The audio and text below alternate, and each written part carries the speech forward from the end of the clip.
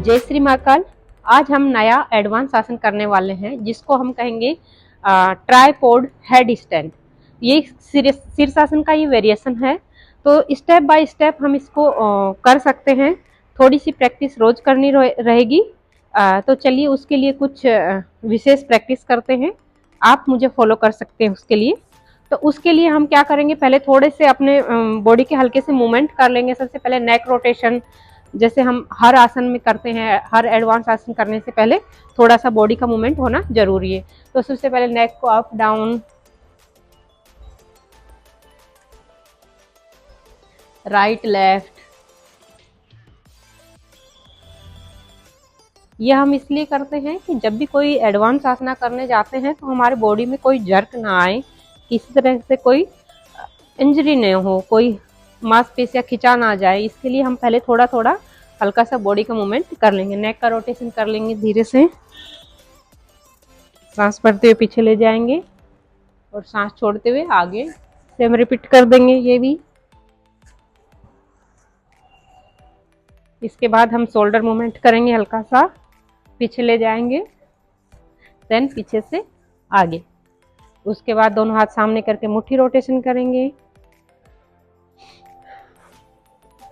हमारा पूरा फोकस हमारी जो कलाई है उस पर है, शोल्डर पर है।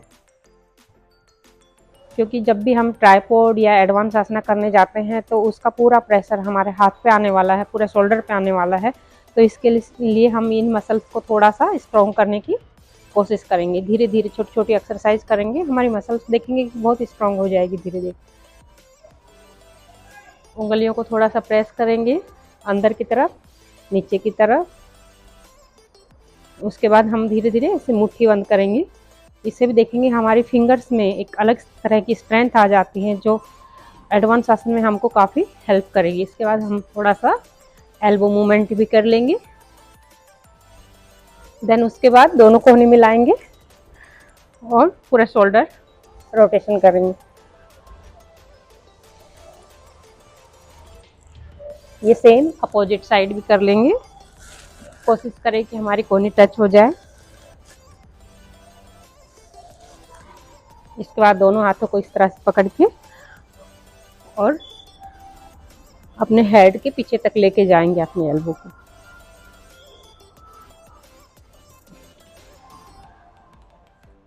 इसके बाद थोड़ा सा हम डाउनवर्ड फेसिंग डॉग में जाएंगे और अपने शोल्डर्स को स्ट्रेच करेंगे नीचे की तरफ। इस तरह से रखेंगे, सांस छोड़ते हुए नीचे की तरफ दबाने की कोशिश करेंगे। थोड़ा सा नीचे की तरफ स्ट्रेच करेंगे ताकि पूरा प्रेशर हमारे शोल्डर पे आए। इसके बाद हम कोहनी को टिका लेंगे नीचे और इस तरह से आगे आएंगे। देन पीछे पीछे गए, फिर धीरे से आगे आए। हम देखेंगे इन सारी एक्सरसाइज में पूरा वेट हमारा शोल्डर पे आ रहा है, कोहनी पे आ रहा है। के बाद हम क्या करेंगे, इसी तरह से आ जाएंगे डाउनवर्ड फेसिंग डॉग में और अपने पैर को ऊपर की तरफ किक करना है।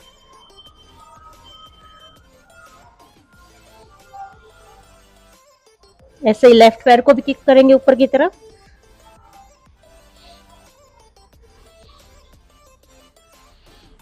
देन इसके बाद हल्का सा नी पुशअप के लिए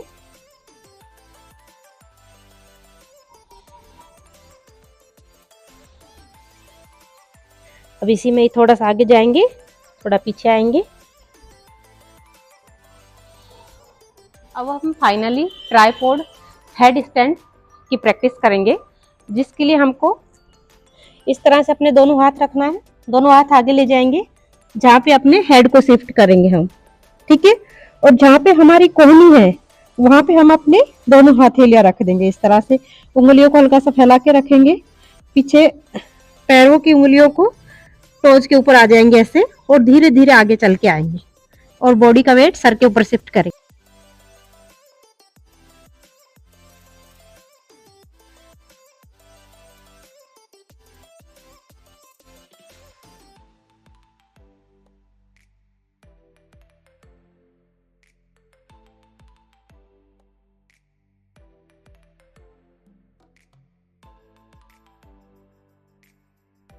धीरे धीरे इस तरह से अपने पैरों को सीधा करने की कोशिश करेंगे। पेट को खींच के रखेंगे, पैर के पंजों को आसमान की तरफ खींचेंगे, बैलेंस बनाने की कोशिश करेंगे। ठीक है, देन धीरे से वापस आएंगे एंड रिलैक्स। ध्यान रहे कि जितने भी एडवांस आसना है, जितने भी डिफिकल्ट पोज है, उसके लिए हम एक दिन में 2 दिन में नहीं होते हैं, इसके लिए हमको रोज प्रैक्टिस करनी पड़ती है। जैसे भी आप ट्राइपॉड हेड स्टैंड करना चाहो तो उसके पहले आपको अपनी रिस्ट की और शोल्डर की स्ट्रेंथ बढ़ानी पड़ेगी, जिसके लिए आपको 15 से 20 दिन तक छोटी छोटी एक्सरसाइज जो हमने बताई है वो करनी पड़ेगी। देन उसके बाद आप ट्राई करें इसका ट्राइपॉड हेड स्टैंड का।